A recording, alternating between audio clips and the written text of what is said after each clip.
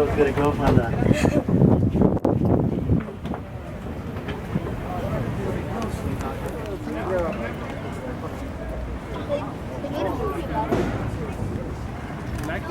You want to touch home? Touch home.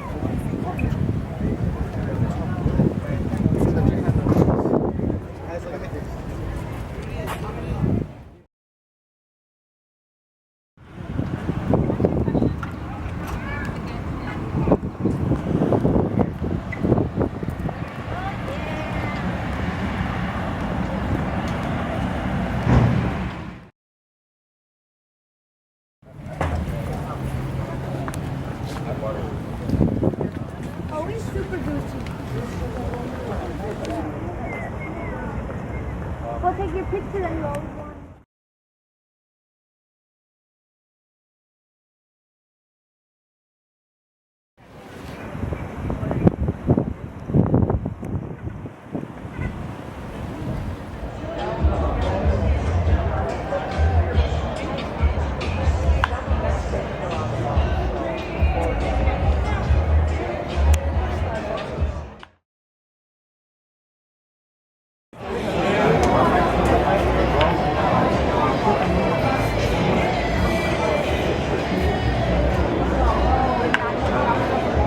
To me, that seems to personify what you do as a broadcaster. Do you see some of that? I guess my biggest fear ever since I started, besides the fear of making some big mistake, I always wanted to make sure I could push the game and the player rather than me. I was just the boys talking about that.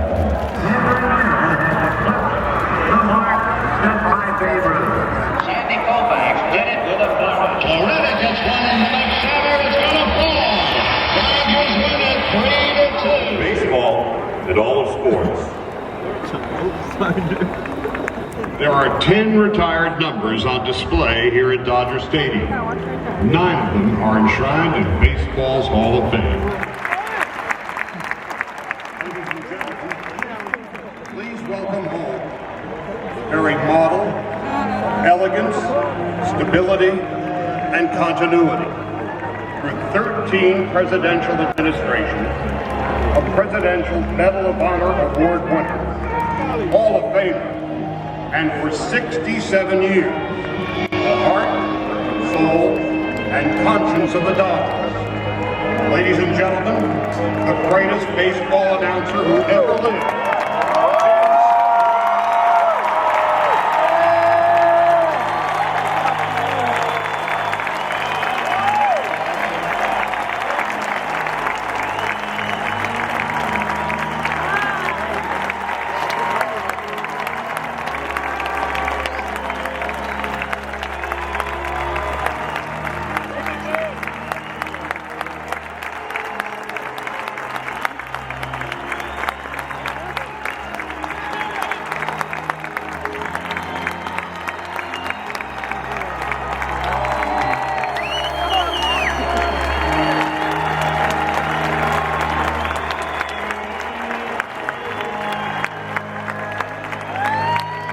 Legends who have staked their own position of prominence and permanence here at Dodger Stadium.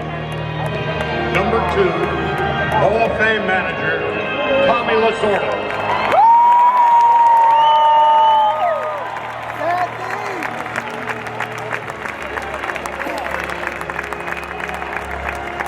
And number 32, Sandy Koufax.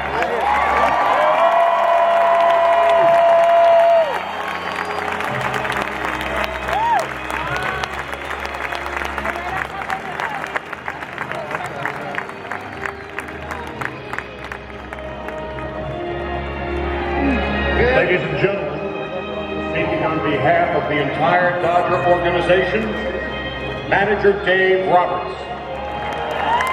Ben, it's great to have you here with us, now and forever, as you take your rightful place among the greatest Dodgers of all time. Sandy and Tommy, let's add Ben to the Ring of Honor.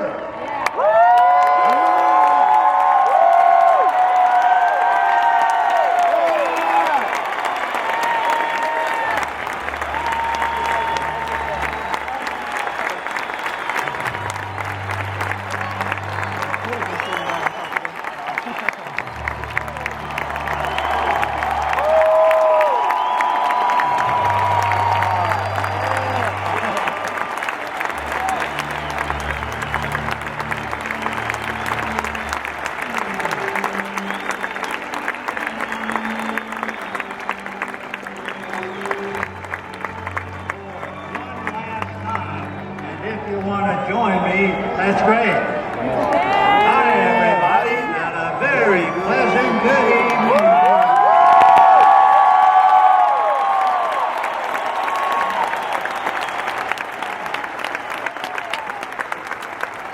This is a rather emotional moment for me, but I'm trying very hard to keep a stiff upper lip.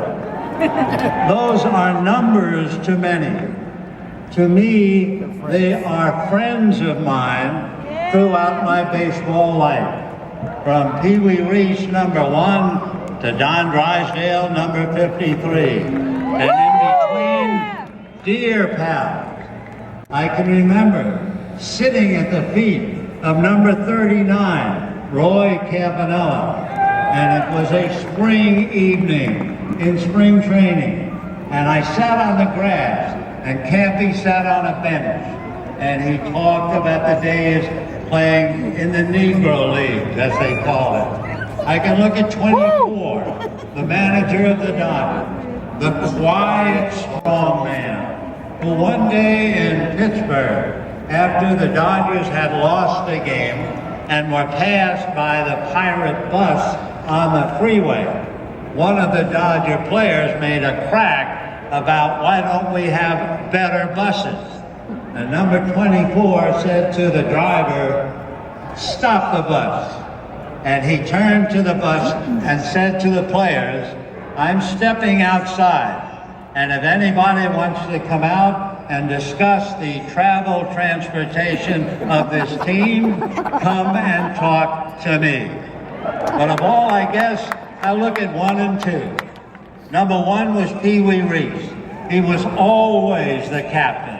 His wife was the house mother for all the young wives of the rookies who joined the club. And of course, number 2, Tommy Lasorda.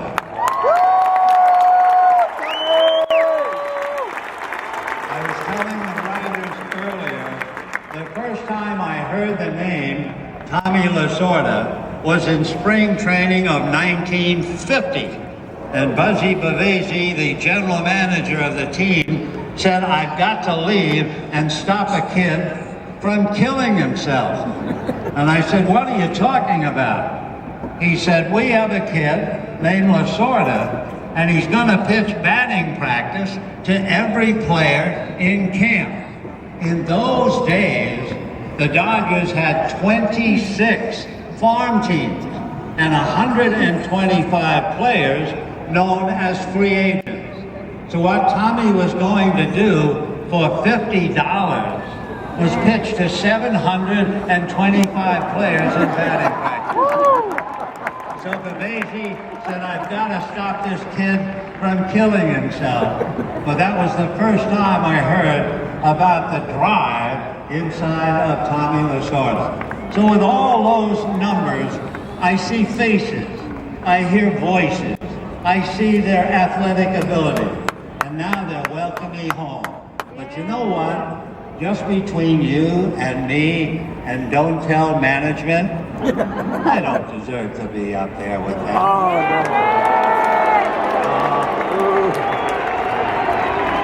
Anyway, I'm there, and I'm eternally grateful to the Dodgers for putting me there. And now, if you want to join me again,